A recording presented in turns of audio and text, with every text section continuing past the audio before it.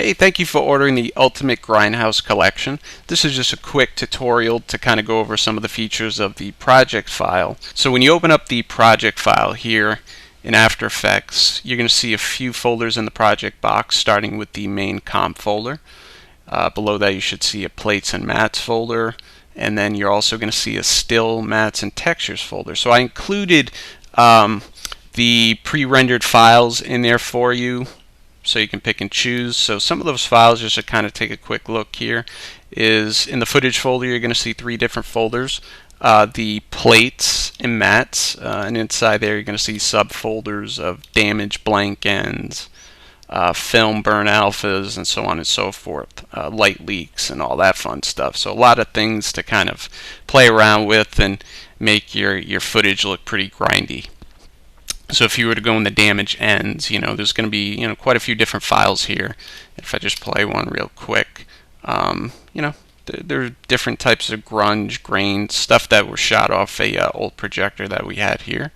Now back in the project folder, project file, in our main comps folder, everything's going to be laid out for you, such as your comps folder, 720p 24 frames a second, as well as your 1080p 24 frames a second. You can of course change the frames per second to suit your project.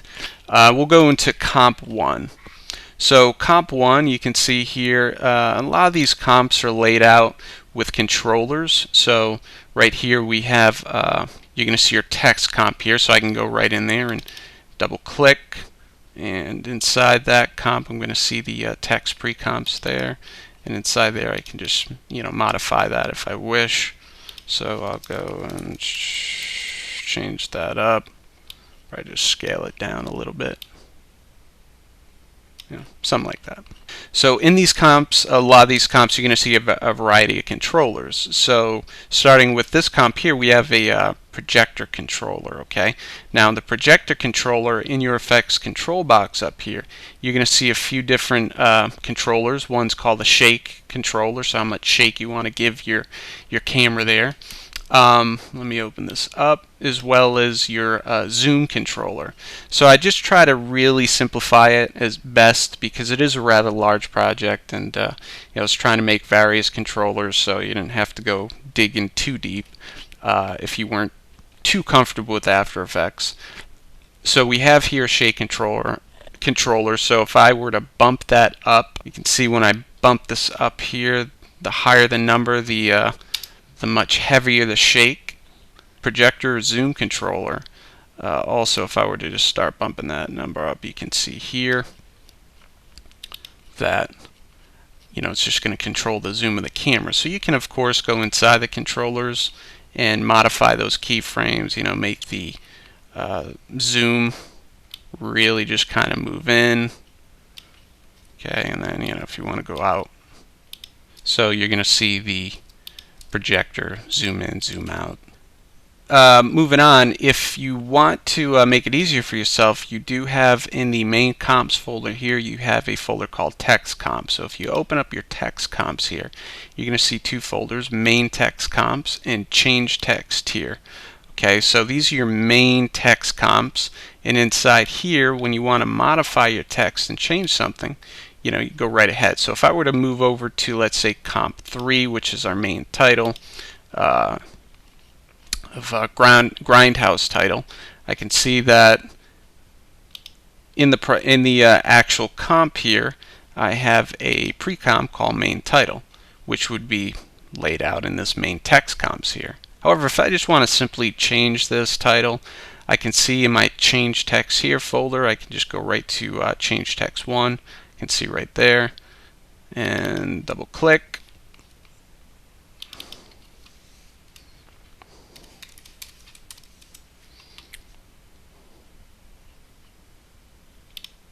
Change it up and go back, and everything's going to be changed right there. Another controller that you're going to see in a lot of different comps here is the film flicker controller, as you can see right here. And really that's just to control the light flicker, the amount of light flickering, which is link to the lights that you see here. I have a flickering light right there. So if I were to just bump up this number higher, you can see that you're going to get a more intense flickering going on. So let's move on for a minute. I'm going to move over to comp number 5, and this is where we start looking at placeholders for video photo. I used the Oscar-winning movie Sugar Hill as an example, but obviously use your own material. Essentially, the way this works is this. I'm using one video comp. Okay, if I move out for a minute, I'm using one video comp, and those are really divided up in different points of time in this sheet. Partly why I use a time code is also to let you know this is actually the same individual file at different points in time, but I thought adding the time code, honestly, for design purposes, kind of give it that old film feel. You can simply just go into the sheet, double click, and I give you about 3 minutes of running time, which is more than enough. And the way these sheets are dispersed, as you can see in this one video comp, I have 3 minutes of the movie going through. So if you want to use one whole file, you can just lay that file out, replace it. Lay that file out for the span of however long you need, or you can add multiple files. Put a cut in there. You could simply add multiple cuts within your time. You're just going to use this time code as a reference here. Moving on, I'm going to move over to comp number 8 for a minute, and this is kind of a quick preview of burning up a piece of film. And you can do this a number of ways to get that effect. You do have in the project file here, let's see, we have our plates and mats. And inside our plates and mats, we're going to see a folder called Film Burn Alpha or Film Burn Plates. And you can experiment, play around. There's not obviously one way or one look to do this. If I were to double click here, mat. One of our mats looks something like this. And going back into this comp here, you're going to see, pretty simple layout. But you're going to see a pre-comp here called Video for Burn pre-comp.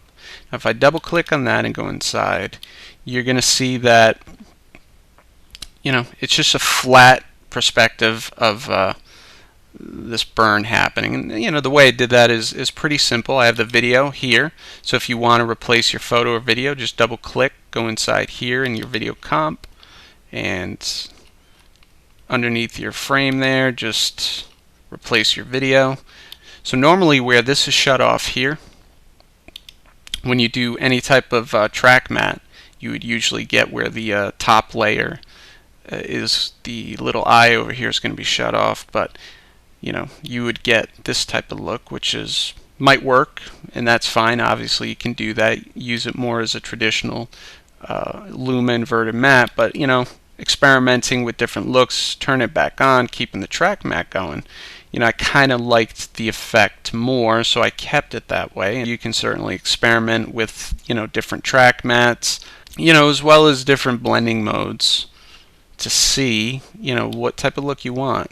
So I kept it at subtract, kept the track mat turned on, okay, which kind of gave it a little bit more of the look I was looking for, a little bit of glow. And going back into the main comp where this sits, comp 8, just turned on that video burn comp to 3D, positioned it with my camera, gave it a little bit more depth, and added a depth of field mat. So you're also going to see a mat in a majority of these comps called a DOF mat, depth of field map. Now I did this different reasons. I felt like I was getting a better depth of field look a lot of times for different comps. Sometimes I did keep a camera on with the depth of field turned on because it was working the way I wanted to. The DOF mat here that you're going to see, the white label, contains a camera lens blur. That blur, as you can see, is using a blur map. So it's calling to one of the layers inside of the timeline, which is my DOF mat. But the DOF mat is a simple mat. You can see that it's turned off because we really don't need to see it. Rather, we need to be using what's inside this pre-comp, which is a simple ramp. it has given us a depth of field effect that we are seeing in this main comp here. So what you can do is simply you can animate the depth of field going into the DOF layer here with the camera lens blur. And the blur map is going to contain a blur focal distance. Now that focal distance you can simply animate however you wish. If you want to like do a rack focus effect, as I'm doing here, but you can see as I pull that number, you'll be able to see that the focus is shifting. So it's simply just animating that blur focal distance however you wish to focus on whatever area of the screen that you want to. Now you can also change the radius of the blur if you want to tone down the blur and make it a little bit less shallow. You're just going to hit the blur radius there, so I dropped it from 39 to 12. Okay, so moving down the line, I'm going to move for a second to comp number 11, which is another moment where there's this kind of reel effect going on. Now, how this is working is it's not too complicated. I just have, you're going to see multiple camera angles. You'll see in this case camera 1, 2, 3, 4. And those cameras do have, as you'll see, depth of field turned on. So if I double click in here and zoom out for a second, you can see that it's this strip, okay? And it's one of the best pictures I've ever seen. And you're just going to see that all the placeholders are lined up. So in this case, if I want to change any of my placeholders with video or photos, I'm just going to double click on one for a second. By the way, I did lay out the fonts that I used in this project if you want to download them at thefont.com. I left all the information inside the project for you to check out.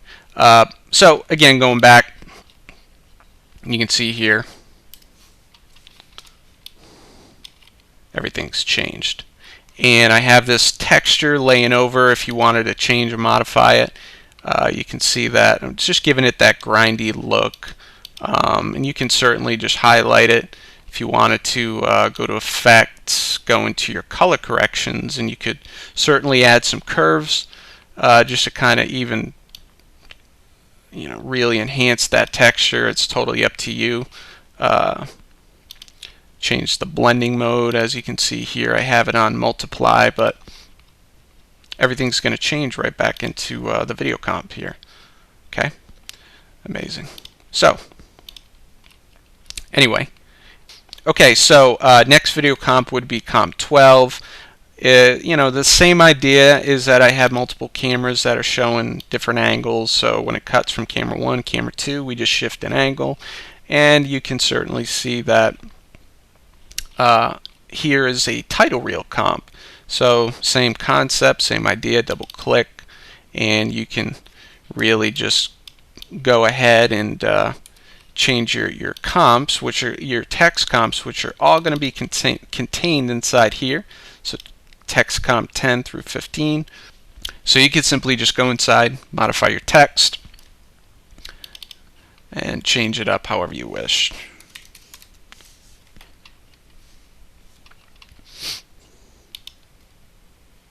And that's all set. Now, these two comps, specifically comp 11 and comp 12, they have what's called a reel position controller. And I can just take the slider either right here or in my effects control box and just start to move that, and you can see that it's going to affect the entire reel there. Okay, so moving on, we have the final render layout comp at 1080p 24p, and I do also have one at 720p. Regardless, these comp layouts contain your final render. However, you do have a comp entitled full comp layout. So if I double click on there, this is where the entire structure is laid out.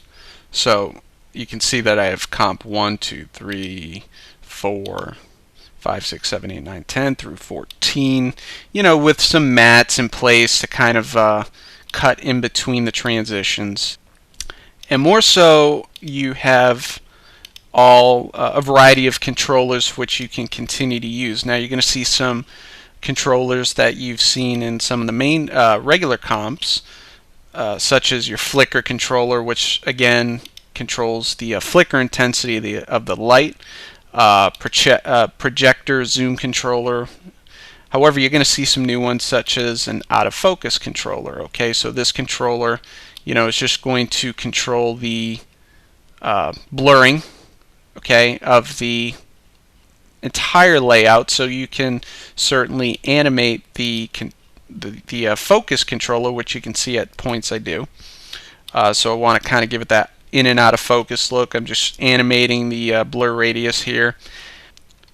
A variety of different presets of color that you may or may not like. So again, just to give you options. So the sprocket controller is going to affect the vertical stripping of the film. Also, I do have a rotation controller, so if you wanted to just rotate the sprocket, like it goes off the hinge and bounces back, you have a rotational tool right there. And that's pretty much it. Hopefully this makes things a little bit easier for you. And again, if you do have any questions, any problems, just feel free to contact me. And thanks again for ordering the Ultimate Grindhouse collection.